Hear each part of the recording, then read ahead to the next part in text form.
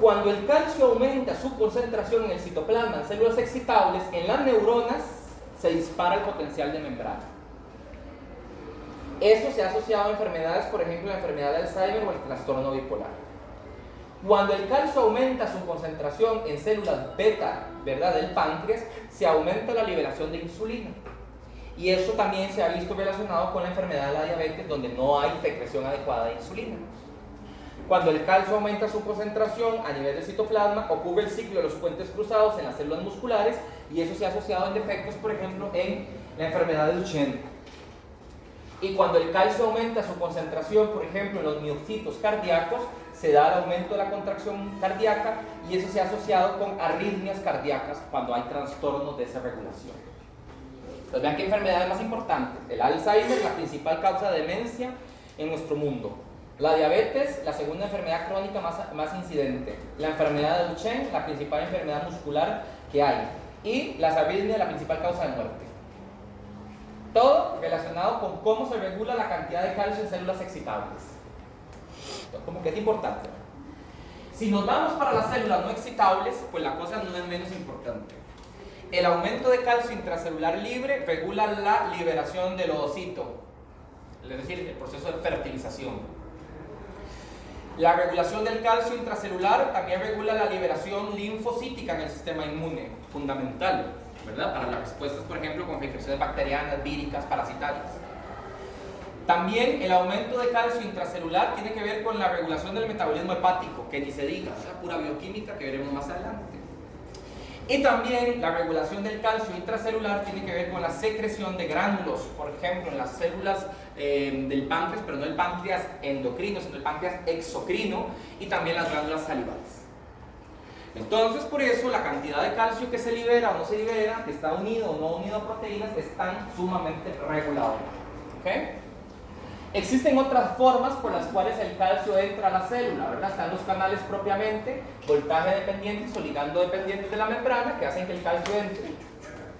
Y también tenemos los famosos canales de reanodina, que son canales también que expresan el retículo sarcoplásmico y que permiten que el calcio salga del retículo al citoplasma, ya por gradiente, ¿verdad? ¿Okay? No los de IP3, ¿verdad?, sino otros canales. Los R y R, como se le llama, ¿verdad? Bien, la otra cosa que no viene en esa imagen, pero que quiero que sepan, es que el calcio es el principal estímulo para la apoptosis celular. Cuando la concentración de calcio en el citoplasma es tanta que comienza a entrar en la mitocondria, repito, cuando la concentración de calcio en el citoplasma es tanta que comienza a entrar en la mitocondria, se comienzan a expresar unos genes que se llaman los genes VAX. Y los genes VAX codifican para unas proteínas que se llaman proteínas VAX. Y las proteínas VAX tienen que ver con la apoptosis celular. Entonces, cuando la célula, regulando, ve que la concentración de calcio es tan grande dentro del citoplasma que no solamente se afectan estos procesos, sino que ya estamos hablando de una afectación mitocondrial, pues la única alternativa que tiene la célula para dejar de hacer daño al resto del sistema es entrar en muerte celular programativa, y entonces entra en apoptosis. Y entonces ese calcio va a quedar confinado en los detritos celulares de esa célula que entró en apoptosis. Y así ya no tiene el efecto dañino que estaba teniendo. De hecho, una característica muy común en los tejidos necrosados es la presencia de depósitos de calcio. Los que están llevando histología posiblemente lo han visto. En alguna parte de la lámina que esté necrosada, el tejido donde estaba necrosado, ustedes van a ver depósitos de calcio. Porque el calcio, como les digo, es un indicador de que la actividad de esa célula debe suprimirse mediante apoptosis. Y les repito, eso ocurre gracias a la expresión de los genes VAX, que llevan justamente a daño de membranas, daño de las vacuolas y degeneración de las células hasta llevar a la muerte celular. ¿Ok? Eso es muy importante. Entonces, ya entenderán ustedes, no solamente por esta diapo, sino por esta, por qué la concentración de calcio es tan importante. Entonces, una de las formas más sencillas de regular la cantidad de calcio entre una célula es uniéndola a una proteína, y la más importante se llama la calmodulina. La calmodulina es una proteína que se sintetiza en dos sitios, cerebro y corazón. tiene todo sentido que se sintetice ahí, en cerebro, porque en el sitio donde es más importante regular la concentración de calcio es el cerebro, porque ahí están todas las células excitables del cuerpo, bueno, la mayoría. Entonces, obviamente, regular la concentración de calcio en el cerebro pues tiene alguna función. Entonces, el cerebro expresa el gen de la calmodulina y la calmodulina se une al calcio quelándolo. Cada calmodulina tiene 4 sitios de unión para calcio. Es una buena proteína unidora de calcio. Por cada calmodulina van 4 calcios unidos a ella. ¿Okay? Y también, vean el otro órgano que expresa calmodulina, corazón. En que se diga, ¿no? Sin que se diga, porque regular la concentración de calcio en el corazón pues nos mantiene vivos, básicamente, ¿verdad? Que la contracción cardíaca ocurra de forma sincrónica, de una forma rítmica, etcétera, etcétera. Bien, la concentración del calcio a la calmodulina ocurre por el gradiente del calcio. A mayor cantidad de calcio, más unión. A menor cantidad de calcio, menos unión. Y ojo, porque la unión del calcio a la calmodulina es reversible, es decir, se puede soltar. Cuando el gradiente de calcio libre baja, por gradiente se suelta. Cuando sube, se une. ¿Me explico? Es un mecanismo de control. ¿Por qué es tan importante lo que les estoy diciendo? Porque cuando la calmodulina se une al calcio, forma un complejo que se llama el complejo calcio-calmodulina. La unión de calcio-calmodulina forma un complejo calcio-calmodulina. Eso no tiene ninguna ciencia. Pero resulta ser que el complejo calcio-calmodulina activa a ciertas proteínas. Y esto es muy importante. Esas proteínas que se activan por el calcio y la calmodulina se llaman CAM-quinasas. CAM-quinasas. Y las CAM-quinasas son las encargadas de que ustedes recuerden las cosas que recuerdan.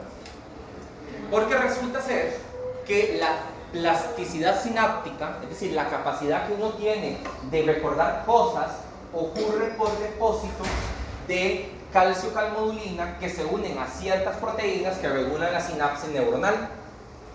La más importante de estas enzimas se llama la CAM-quinasa tipo 2, que se cree es la que se expresa en pacientes que tienen mayor capacidad de aprendizaje y de memoria. Así que es muy importante, ¿verdad? Entonces, repito, el calcio cuando se une a la calmodulina forman el complejo calcio-calmodulina que regula la actividad de ciertas proteínas, aumentándola. La más importante se llama la CAM-quinasa tipo 2, que como les repito, tiene que ver con la señalización de las vías hipocampales. El neuronato, ahora el neuronato se sirve para algo. En el hipocampo es donde se forman las sinapsis del recuerdo y la memoria, a largo, a corto y a largo y mediano plazo. Ustedes saben por qué uno recuerda las cosas. Uno recuerda por circuitos neuronales. Neuronas que constantemente se están estimulando, liberan neurotransmisores y se genera toda una respuesta en cadena. Bueno, esa liberación en cadena de neurotransmisores está dada por la regulación de este calcio y esta calmodulina. Y por eso es que está relacionado con el aprendizaje. Esta función se está estudiando actualmente en el entendimiento de la enfermedad de Alzheimer. ¿Qué es la enfermedad de Alzheimer? La enfermedad de Alzheimer es que la gente no recuerda las cosas hasta que se demencia totalmente. Se cree que los pacientes con Alzheimer, justamente uno de sus defectos es en la expresión y en la actividad de estas CAM-quinasas que les estoy mencionando. ¿Okay? Bien, todas estas proteínas o enzimas tienen actividad regulada por el complejo calcio-calmodulina o el calcio solo. Desde la adenilato ciclasa que vimos antes, ¿se acuerdan de la adenilato ciclasa? Bueno, ella tiene actividad regulada por calcio-calmodulina. Algunas proteínas dependientes de calcio, como la calindina, por ejemplo, la ATPasa de calcio de la membrana o de magnesio, algunas otras proteínquinasas, algunas fosfodiesterasas, como las vimos antes, algunas proteínas del citoesqueleto, algunos canales, la óxido-nítrico sintasa, la fosforilasa quinasa, algunas fosfatasas y algunos receptores relacionados con también memoria, como el receptor NMDA, ¿verdad? Que es el receptor de glutamato, que tiene que ver principalmente con la excitación del sistema nervioso central. Entonces, todo eso tiene que ver con el calcio y la calmodulina. Así que es realmente muy importante, ¿verdad? Estamos en una clase de las que siguen, vamos a ver regulación hormonal del calcio, que es el calcio ya fuera de la célula, ¿verdad? Y eso vamos a estudiar el PTH, también vamos a estudiar las hormonas tiroideas, la calcitonina y ¿qué me faltaba? La vitamina D. Bien, pasamos de página, dejamos a los receptores de 7 dominios transmembrana y ahora entramos en los receptores de un dominio transmembrana. Vean que aquí ya el receptor es un receptor mucho más pequeño y estos receptores tienen algo peculiar. Y es que son receptores que tienen actividad enzimática. Eso no lo hemos visto hasta el momento. Es decir, son receptores de membrana, solamente atraviesan una vela bicapa, pero la parte intracelular del receptor tiene un dominio con actividad enzimática. Y eso lo veremos el próximo sábado. Ya veo caras de odio hacia mí, ¿verdad? Ya nos vamos. Sí, por ustedes, a mí me apasiona la transducción de señales, es el tema que más me gusta a mí de todo. Así que yo lo hablo con una poesía, ¿verdad? Pero sé que no es poesía para todos, ¿verdad? Pero bueno, vayámonos ya y nos vemos la próxima semana. Si se pueden, véanse la diapositiva, por favor. Bueno, pero igual no van a entender nada, no la vean. Sí, es que en diapositiva no dicen nada, ¿verdad? Entonces como que no...